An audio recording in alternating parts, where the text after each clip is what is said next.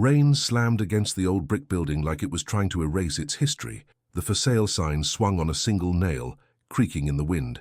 Inside, Professor Alan Reeves held a flickering flashlight, his shoes crunching on broken glass. Every shelf was empty, except one.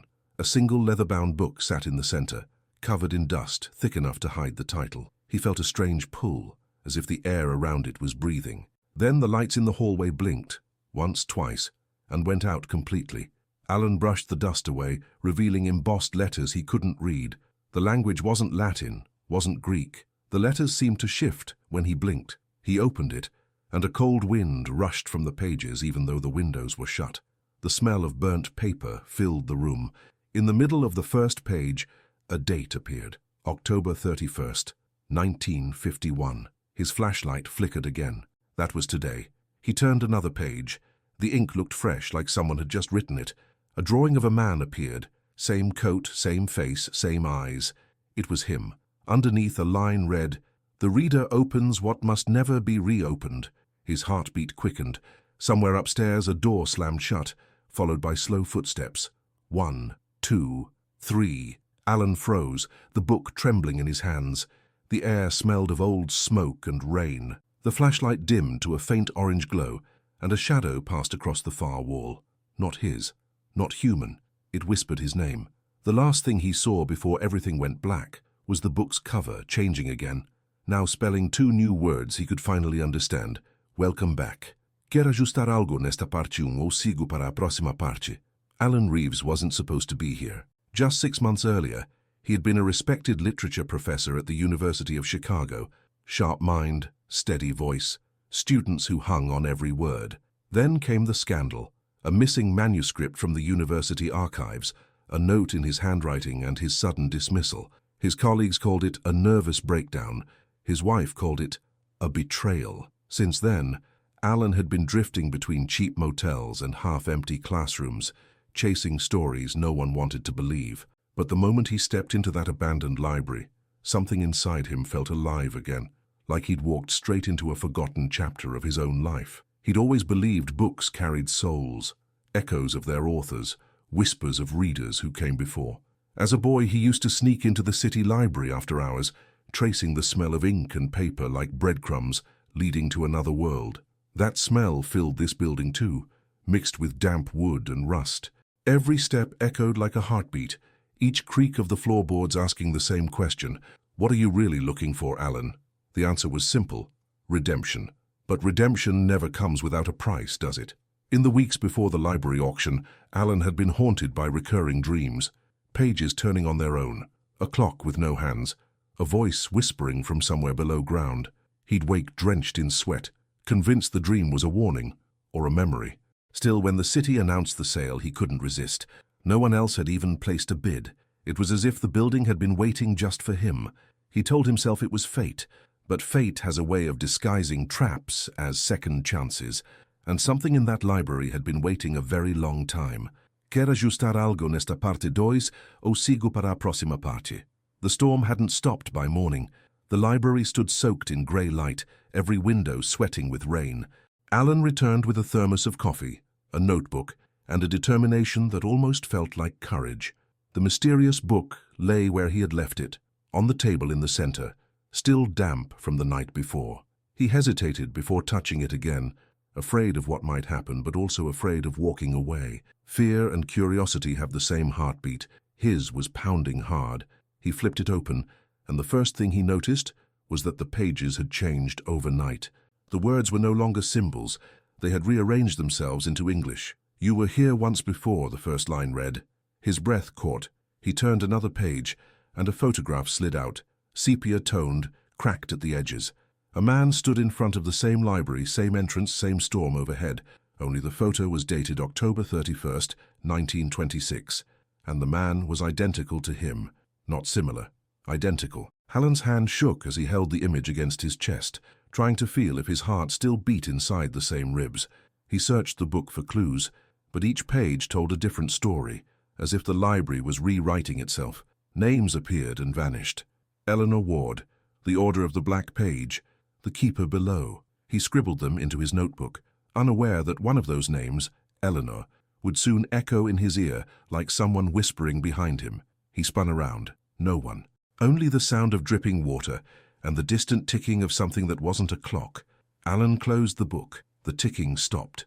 Then a single whisper broke the silence. Soft, feminine, familiar. "You shouldn't have come back." Alan froze where he stood. The voice was unmistakably human yet distant, as if spoken through the walls themselves. He called out, "Who's there?" No reply, just the steady hum of rain sliding down the glass. He lifted the flashlight again, its weak beam cutting through the dust. The air felt heavier, denser, like the building itself was breathing. Then, in the far corner between two empty bookshelves, he saw something move, a reflection, brief, but too defined to be a trick of light. Someone or something was standing there watching. He stepped closer, his pulse loud in his ears. "Eleanor?" he whispered, unsure why that name felt right on his tongue. The moment he said it, the book on the table snapped shut. The sound cracked like a gunshot. Alan turned back and saw a thin trail of smoke rising from the cover, as if the words inside had burned themselves out. A faint outline appeared on the leather, a sigil shaped like an open eye. It pulsed once, then vanished. That was when he knew he wasn't alone in this building, and whatever lived here didn't want to be found. A low rumble vibrated beneath his feet. He glanced down and saw dust rising from the floorboards. Something was moving below. He dropped to his knees, pressing his ear against the wood. A rhythmic tapping came from underneath. 3 knocks, pause, 3 knocks again. Morse code, maybe? Or a heartbeat from the other side. He whispered, "If you can hear me, what are you?" Silence. Then a single word whispered back through the cracks. "Remember." Alan staggered back. His flashlight flickered again, and for a split second every bookshelf around him filled, thousands of ghostly books appearing and vanishing in one breath. The library wasn't empty anymore. It was waking up. Alan spent the next hours mapping the library like an archaeologist uncovering sacred ground. Each room told a story of neglect. Piles of torn catalogues, newspapers from the 1940s, typewriters frozen mid-letter. Yet beneath the dust, he sensed order. Every corridor led him back to the main hall, where the mysterious book waited. It was as if the building had a nervous system, guiding him toward its heart. He opened his notebook and wrote a single phrase. "The library remembers." His pen ink bled slightly on the page, even though the paper was dry. He began searching for any trace of Eleanor Ward. Old city records, tucked inside file drawers warped by humidity, listed her as the last librarian before the building closed in 1927. Cause: unexplained disappearance. Alan's pulse raced. The date matched the photo he'd found inside the book. He traced her signature on the document. Elegant looping letters.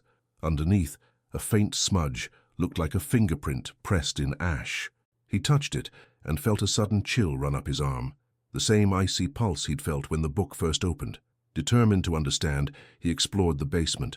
The wooden stairs groaned with each step, the air colder and denser the deeper he went.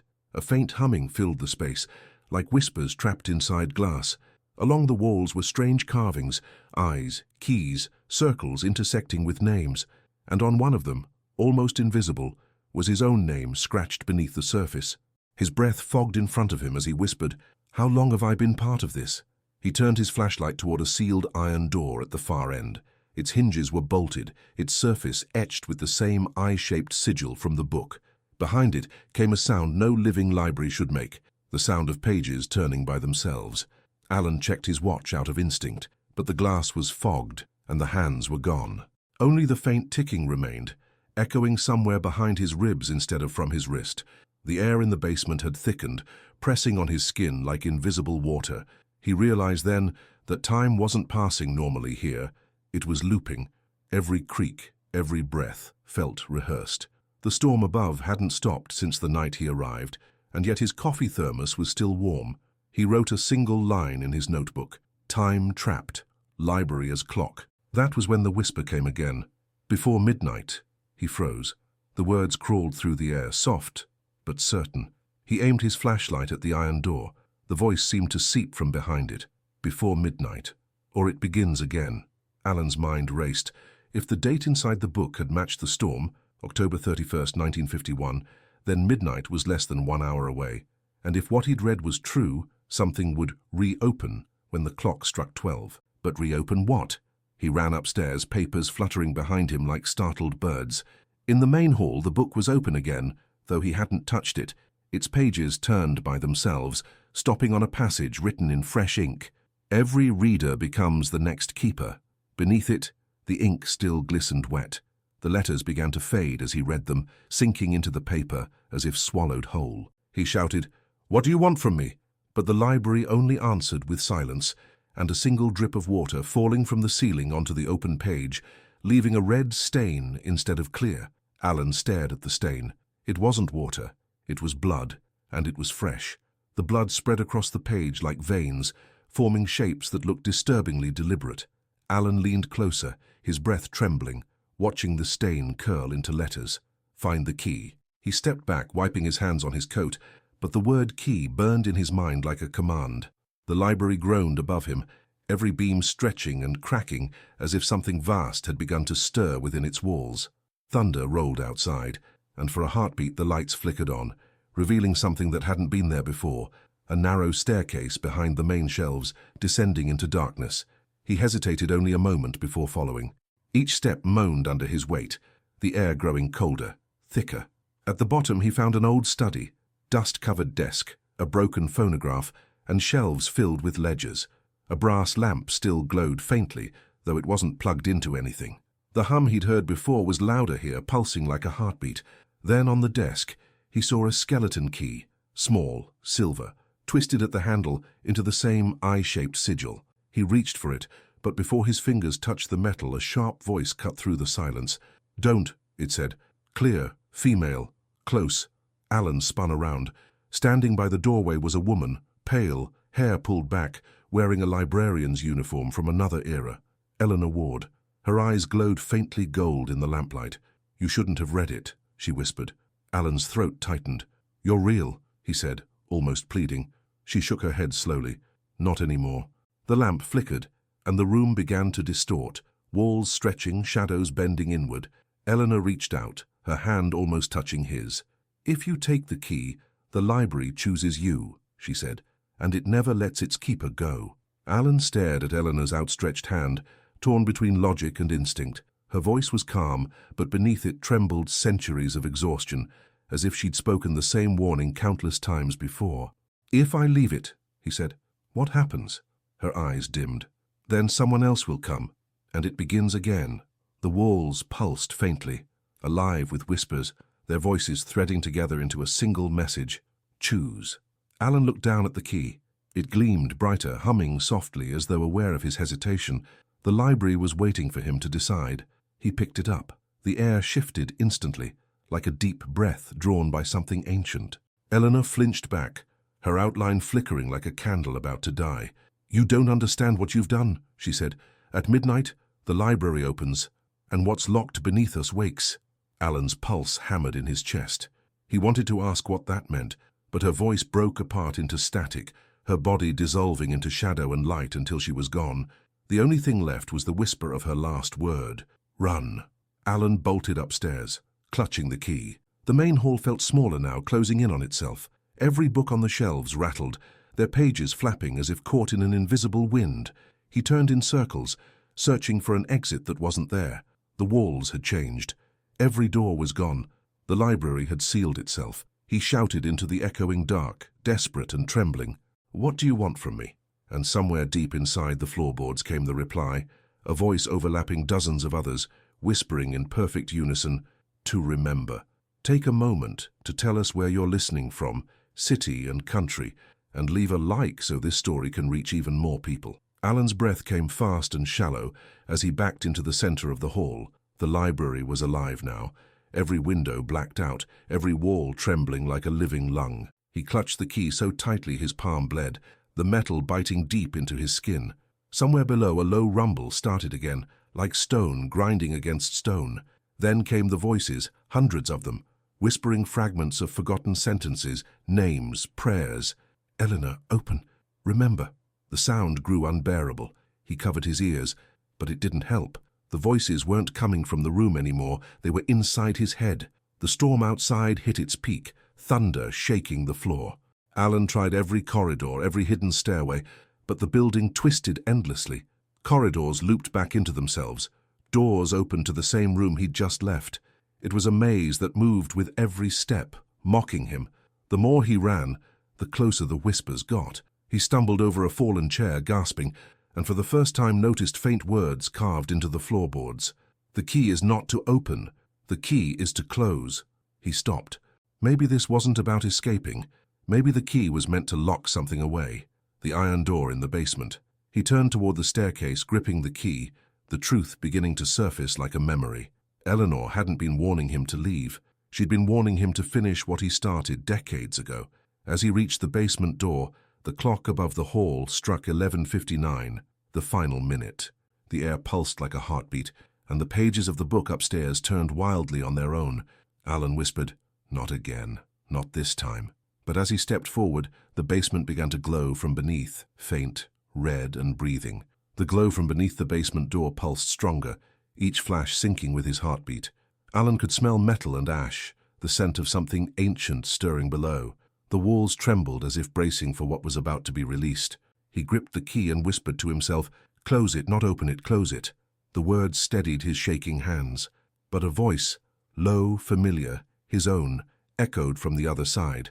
"You've already opened it once." Alan froze. It wasn't possible. Yet deep inside he knew it was true. Fragments of memory broke through the fog, a younger version of himself, a hidden ritual, a circle of scholars gathered in this very place, the Order of the Black Page. He remembered their promise to unlock the library's living archive, a vault that contained every forgotten story ever erased from time. He remembered the cost, one life bound to keep the door shut, and the name they'd whispered that night, the first name written in the book's blood-red ink, Alan Reeves. He hadn't just found the library, he had once been its keeper. The final bell struck midnight. The iron door creaked open by itself, as if welcoming him home.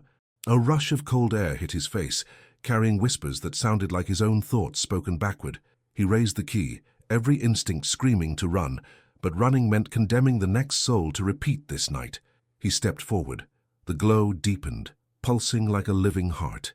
He slid the key into the lock. The ground shook violently, and for an instant, every shelf above crashed to the floor in a roar of splintered wood. Then silence. A single whisper cut through the dark. Eleanor's voice, "Finish what you began."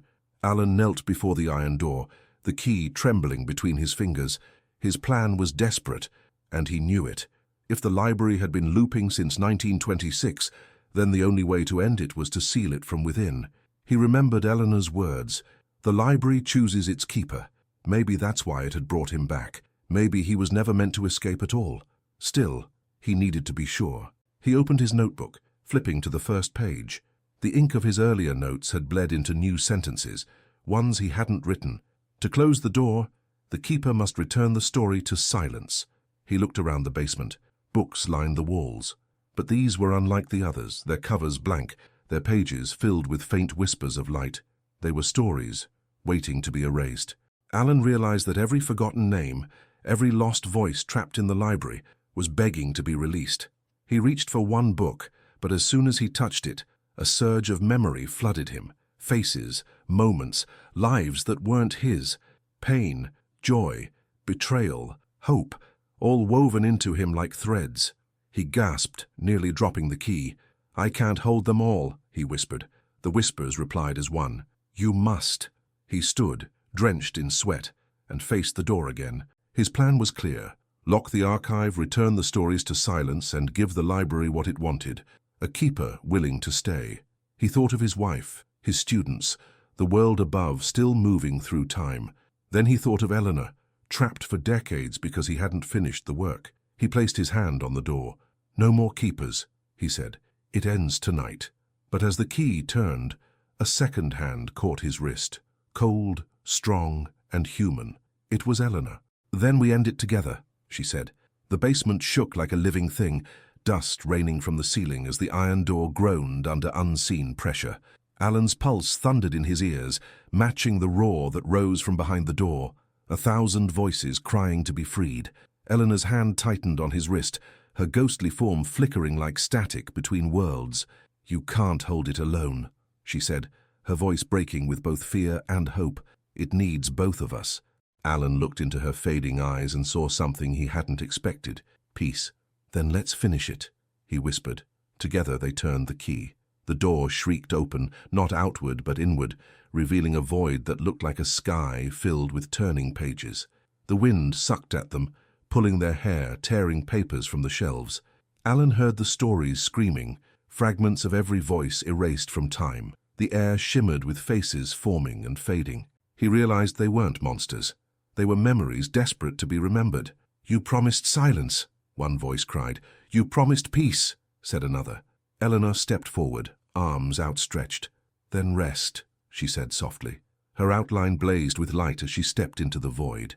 Alan tried to pull her back, but the suction was too strong. Her last glance met his, calm, forgiving, before her body dissolved into 1,000 white pages, each vanishing into the dark. The wind howled, and the library itself screamed like metal tearing apart.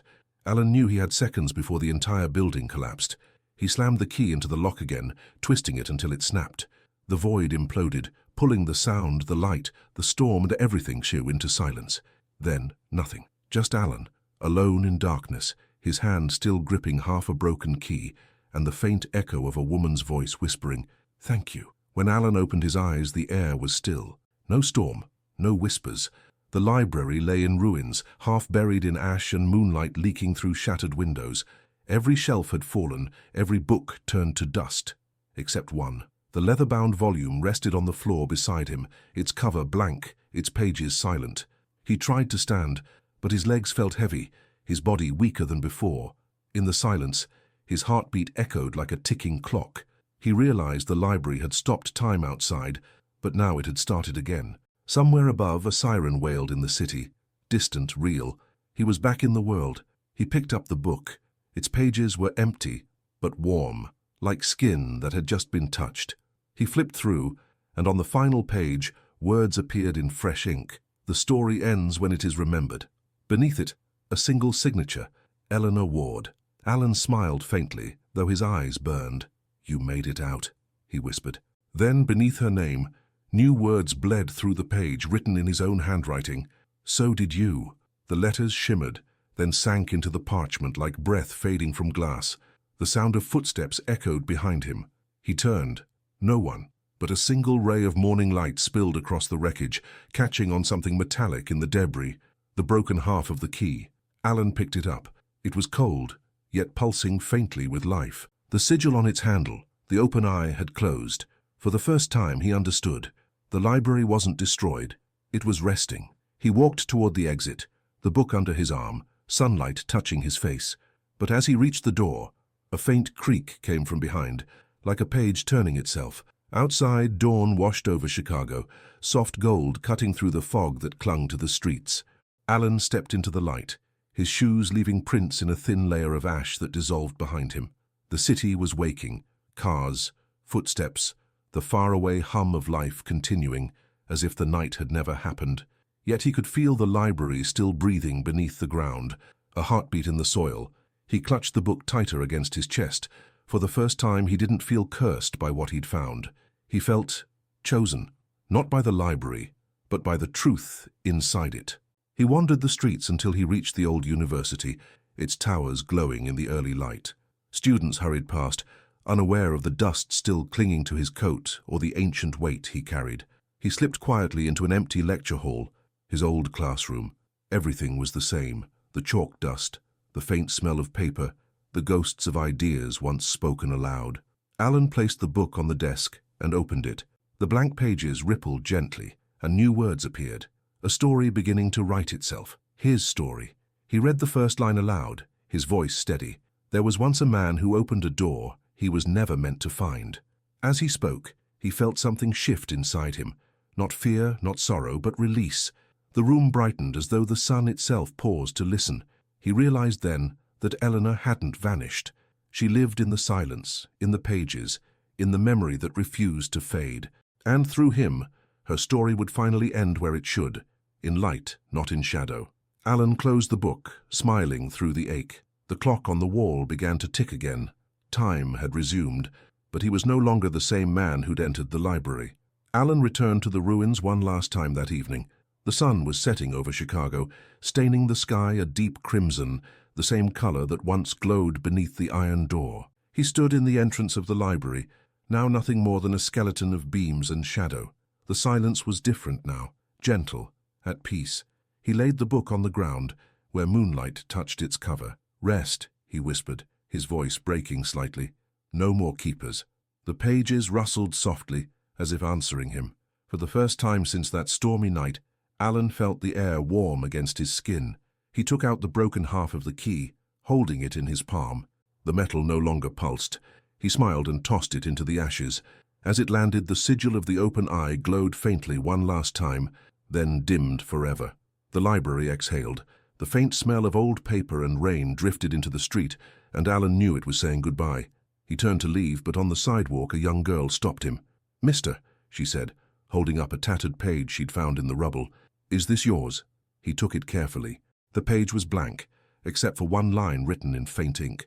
"Every story waits to be remembered." Alan smiled, his eyes reflecting the dying light. "Keep it," he said gently. "Maybe it'll tell you something someday." The girl nodded and ran off toward the glow of the city, her laughter echoing like a promise that the stories would live on, not trapped, but free. Alan looked back one final time. The ruins shimmered under the moonlight, almost like the shape of an open book closing itself. He whispered, "Thank you, Eleanor." Then, turning toward the city, he disappeared into the night, just another story waiting to be found again. If this story moved you, take a moment to subscribe, so the next one finds you before midnight.